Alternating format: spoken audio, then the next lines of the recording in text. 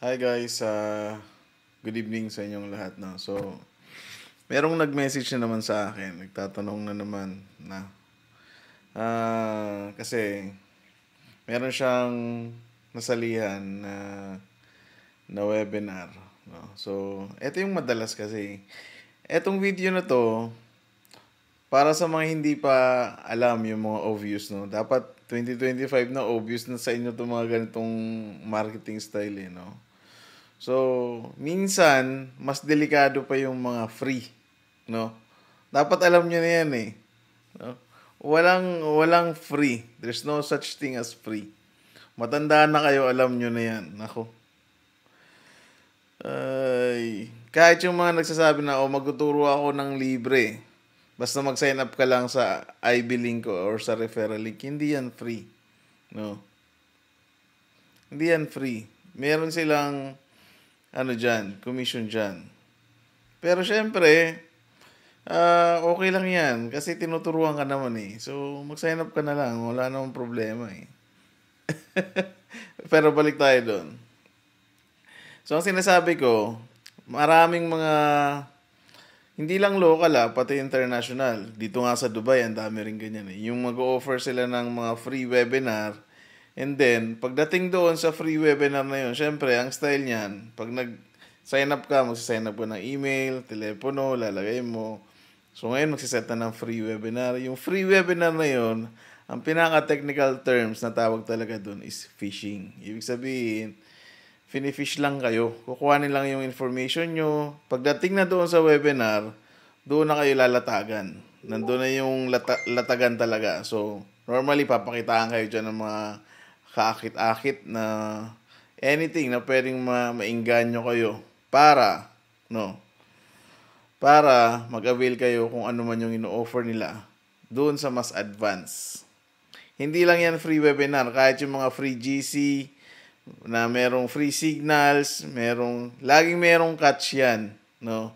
Laging merong catch yan. Merong mag-o-offer ng free signals, pag nandun na kayo sa free signals, lalatagan na naman kayo doon. Kung gusto niyo ng mas upgraded, mas advanced na signals or mas advanced na lesson, mag-avail kayo nung merong upselling lagi na ginagawa. So, ganun din doon sa mga free webinar.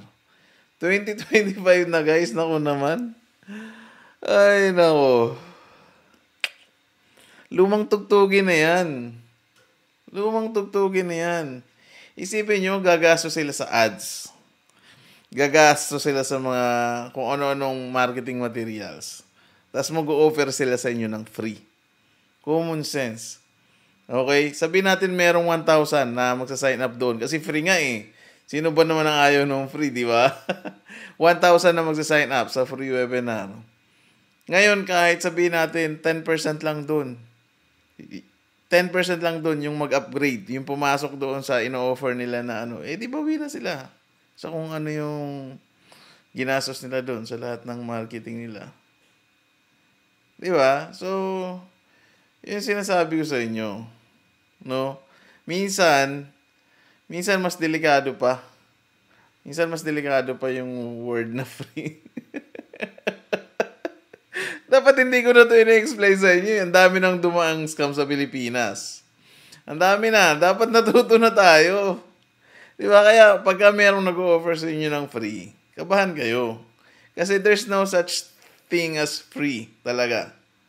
No. Ay, nako. Common sense na lang yan eh. Di ba? Yung mga free GC, free group chat daw. Laging merong catch yan. Pag nandun na kayo sa loob ng group chat, o-offeran kayo ng kung anong upselling. No? Yung mga nag-sign up sa free webinar, kukuhanin niyan yung email nyo, kukuhanin niyan yung number nyo, tatawagan kayo niyan lagi, i-email kayo kung ano-anong promotion yung ino-offer sa inyo. Di ba? So, ingat guys. Nako. Hopefully, 2025 na. Sana natuto na tayo. 2020, magdi-2026 na next year. Di ba? So, ay nako. Dapat hindi ko na ito ina-explain sa inyo eh. Kasi talagang lumang tugtugin na yan. Lumang tugtugin na yan. There's no such thing as free talaga.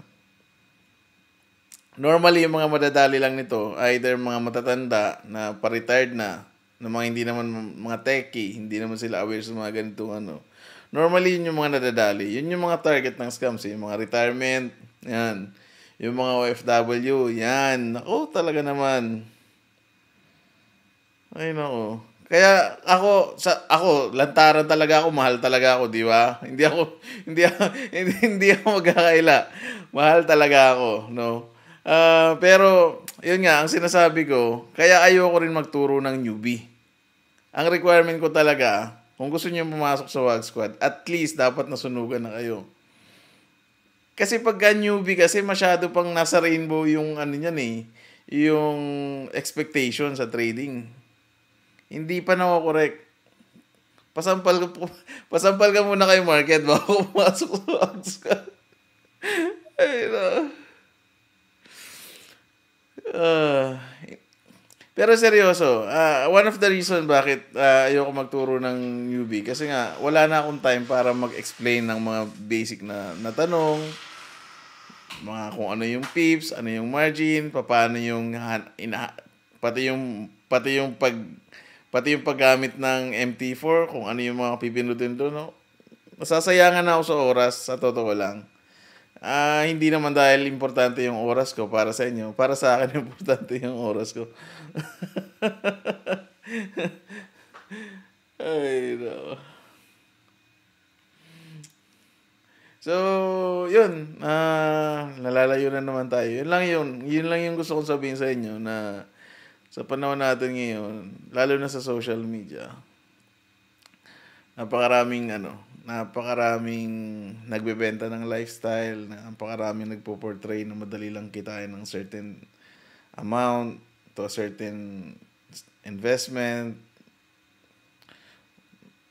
If it's too good to be true, ingat na lang kayo. No? Anyway, yun lang guys. Good night and God bless, no? And sana makabawi tayo next week, no? Every week na lang tayong talo. God bless guys. Bye.